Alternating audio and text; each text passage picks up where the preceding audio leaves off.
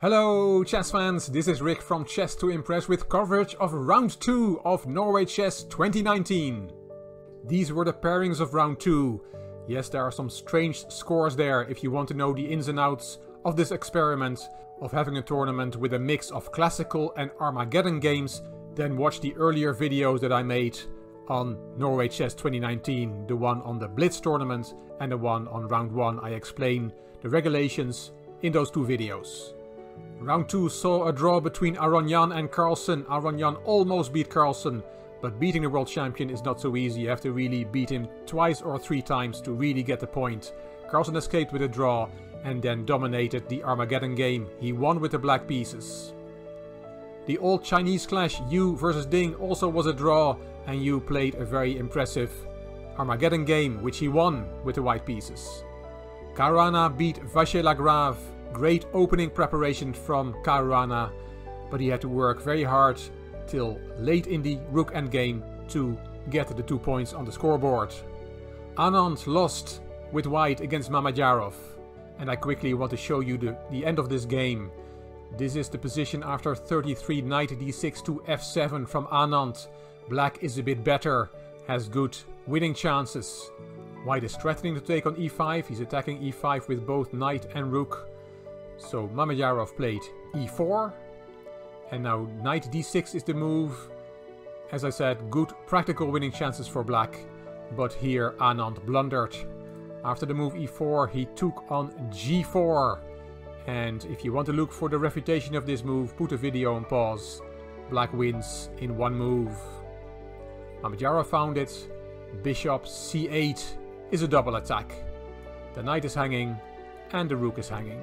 And there's no way to solve those two problems in one move. So here Anand resigned and Mamedyarov had won this game with black. That leaves the clash between Grishuk and So, which was quite a story. The round had barely started, but Grishuk and So were already finished. They played a very quick draw in 15 moves. Grishuk did not want to try with the white pieces. He wanted to play an Armageddon game, and that's what I'll show you in this video. A nice quote from Wesley So from after the game. He said that in the classical games he wants to play good chess, but in the Armageddon game he said, "My strategy is not to play any chess at all." Let's have a look what happened. The players kept the color they played the classical game with. Alexander Grishuk is white, he has 10 minutes on the clock, and Wesley So is black with 7 minutes on the clock. No increment till move 61. It's a Russia versus America clash. Knight f3, knight f6, g3, d5, d3, c5, bishop g2, knight c6, Grishuk castled, e5, e4 and d4. And what we have on the board is a reversed King's Indian. Not only reversed, but also the mirror image of a normal King's Indian. So sometimes it's not so easy to play, at least for us mortals. For Grishuk and So, this is not a problem. Let's put some more moves on the board. It's clear that white is going to attack on the king side, and black is going to attack on the queen side. a4, bishop e7, knight went to a3, bishop was developed, knight jumps to g5, bishop g4, attacking the queen, f3, attacking the bishop, bishop back, h4, knight d7, bishop d2, So castled, queen e1, rook e8 and knight h3. The knight is retreating voluntarily, preparing f4, f5, g4 and g5. White wants to attack black's king and checkmate the king. And what will black do in the meantime? Wesley So said afterwards that he felt he was getting outplayed here, and said that maybe he should have played something more solid than this reversed King's Indian. But it's too late now. f6. There comes f4. b6. f5. a6. And bishop f3. Judith Polgar in a live broadcast did not like this move. She thought it was too slow. Wesley So took on f3. Rook takes. And here a crucial move in this game. b6, b5. Black gives a pawn. Sacrifices a pawn to accelerate his counterplay on the queen side. Wesley So said I was not going to get mated soon, and my goal in this game was not to get checkmated, then I would still have a chance. Here, white can take on b5, take the pawn, after a takes b5 and knight takes b5. But then there is the nice move queen b6, attacking the knight. If you go back to a3, then queen takes b2, and that is bad for white. The other option after queen b6 is to play c4 to protect the knight that way. Then black takes en passant, knight takes back, and queen takes b2, and this is also not what white wants. c4 and or knight d4 will be coming. Black is better. Another option that was looked at in the analysis is to play g4, just go for it. As Wesley So said, that's often a good idea in blitz. So they looked at this variation, c4, g5 and c3.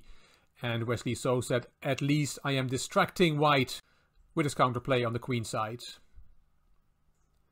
But Grischuk did not go for winning the pawn. He did not go for g4. He played b3, protecting the a4 pawn, and that is a bad move. c4, very energetic play from So. b takes c4, and bishop takes a3. Here Grischuk thought for quite a while, feeling that something had gone wrong. c takes b5 is an option, but in the end he decided to take back on a3. b takes c4, d takes c4, and rook b8 on the open file from Wesley So. Knight f2 and queen e7, attacking the rook. The rook retreated to a1, and now queen f7. Nice moves from So. Now he's attacking this weak pawn on c4. Queen e2 to defend that pawn is not in the spirit of the position, and more importantly, it's not a good move. So Grischuk went with g4. He has to keep attacking on the king side, because on the queen side things don't look great for him. Here queen takes c4 is the strongest move, but rook b2, which was played by Wesley So, is also good. Although we see that rook will have to retreat. Queen c1, rook eb8 and knight d3, attacking this rook, driving that rook back. Rook 2 to b7 and c5.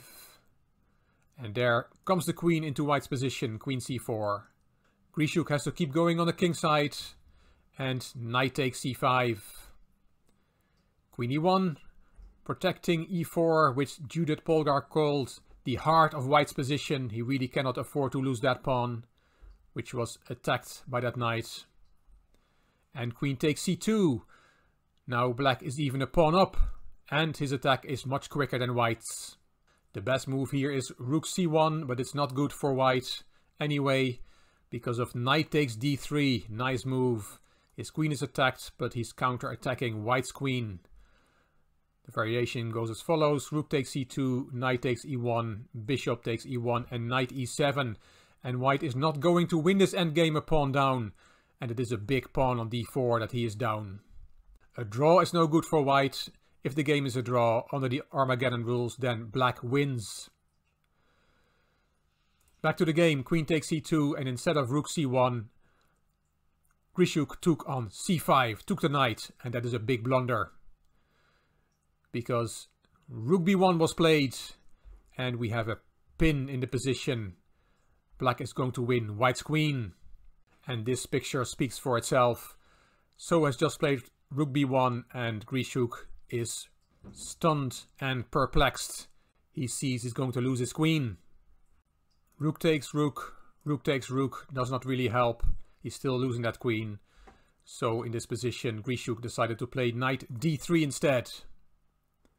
There goes the queen, bishop takes, and if we do a body count, we see that white has rook and bishop for the queen, which is not enough. And remember, he has to win this game. Here, queen e2 is a very strong move, as shown by Judith Polgar in the live broadcast. Also, rook b3 is very strong. But Wesley So played it more safe. He played rook b1, getting another pair of rooks off the board. Rook takes, queen takes, king f1, and a5. Making sure this pawn stays on the light square, and he hopes to be able to collect that pawn later.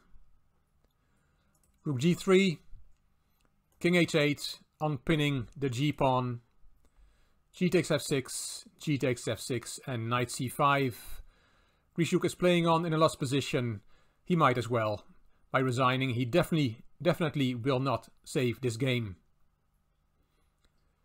Queen c2, knight d7, and here you can make a big mistake. Taking that pawn, that important pawn on e4, would be a big blunder. The tables have turned because of the nice shot. Rook g8 check.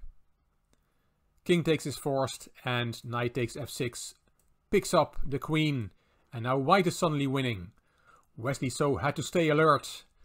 He did not fall for that. After knight d7 he played queen c4 check, king g1, queen f7 hitting the knight, knight b6 and d3. Giving up that pawn, making the d4 square available for the knight. That would be a very nice outpost for that knight. Grisuk took the pawn, queen h5, knight d5, and again you have to be careful. You can play queen g4 check.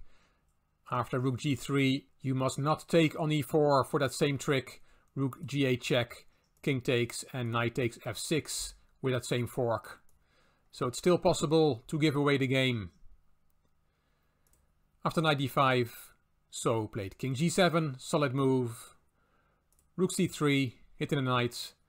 Queen d1, counter-attacking the bishop. King f2 and knight d4.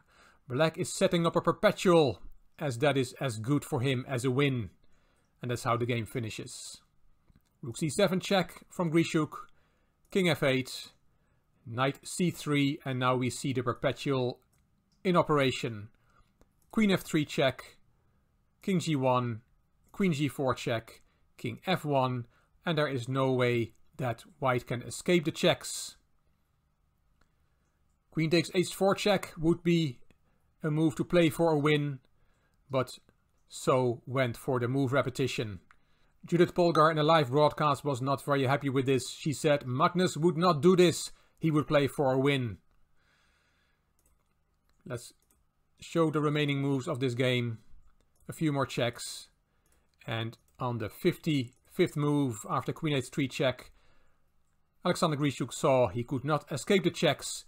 The players shook hands and the game was a draw, which meant that Wesley So got a full point on top of his half point for the classical game, and Grisuk only got half a point from this encounter. So Wesley So won the Armageddon game, and he didn't play too bad for somebody whose strategy is in the Armageddon to not play any chess at all. Quite a nice game from Wesley So. That leads to the following standings after the second round. It's quite a complex table. Mamedyarov is the sole leader with 3.5 points. Carlsen and Yu have 3 points. Caruana 2.5. Ding, Aronyan and So have 2 points. Grisuk scored 2 draws in the 2 classical games, so he has 1 point. Vache Lagrave, the proud winner of the Blitz tournament, is only on half a point, as is Vishwanathan Anand. Round 3 will be played on Thursday the 6th of June with the following pairings: Carlsen, Grisuk, Mamedyarov, Aronyan, Ding, Caruana, Vache Lagrave, Anand, and So against Yu. I will be here after the round to tell you what happened. I hope you enjoyed this video. If you did, please give it a thumbs up. Please subscribe to the Chess to Impress channel and please leave a comment. I will read them all and I will reply to them all. If you like this video, if you like the series of Norway Chess 2019, then please share the video on social media by clicking the share button on YouTube. You can find me on Instagram, Twitter and Facebook. This is Rick for Chess to Impress. Thank you for watching.